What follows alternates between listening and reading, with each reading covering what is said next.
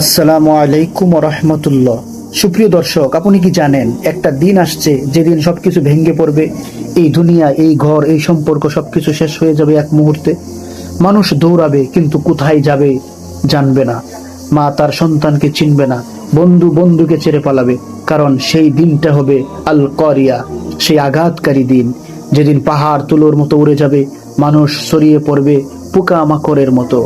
আজকের এই ভিডিও আপনাকে সেই দিনের কথা মনে করিয়ে দিবে। হয়তো এই ভিডিওটা দেখার পর আপনার চোখে পানি চলে আসবে, হয়তো আপনি বদলে যাবেন।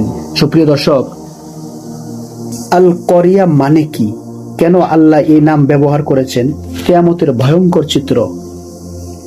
এই শব্দটা শুধু শব্দ না, এটা এমন এক ধাক্কা যা পুরো পৃথিবীকে কাঁপিয়ে দিবে। মানুষ হবে ছড়ানো পোকামাকড়ের মতো, কেউ কাউকে সাহায্য করবে না। আর যাকে ছাড়া আপনি থাকতে পারেন না, সেই মানুষটাই আপনাকে ছেড়ে পালাবে। পাহাড় তুলোর মতো উড়ে যাবে।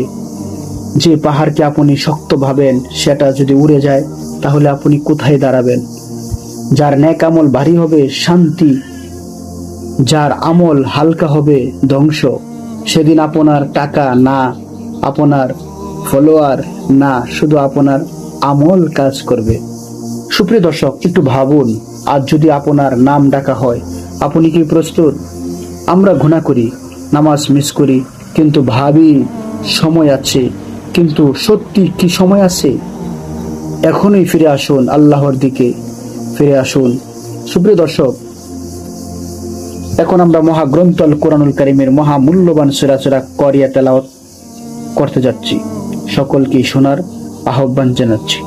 আল্লাহ রাব্বুল আলামিন যেন আমাদের এই তেলাওয়াতকে কবুল করে নেয়, আমিন।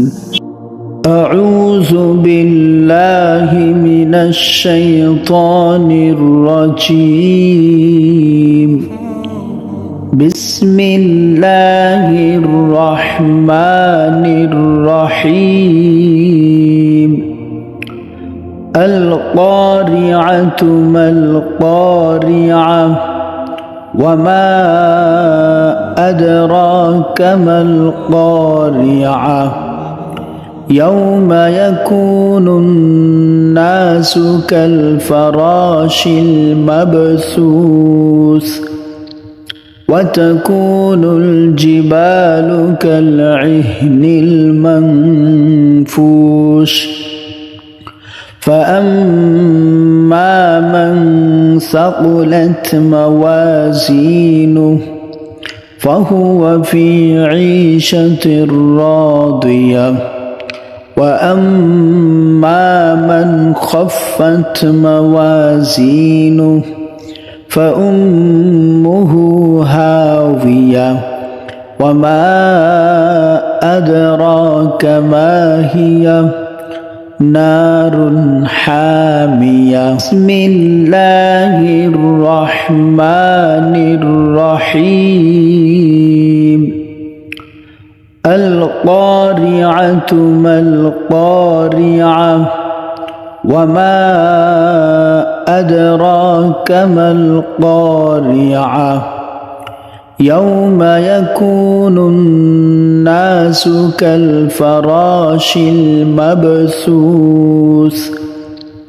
وتكون الجبال كالعهن المنفوش فأما من ثقلت موازينه فهو في عيشة راضية وأما من خفت موازينه فأمه هاوية وما أدراك ما هي نار حامية الله الرحمن الرحيم.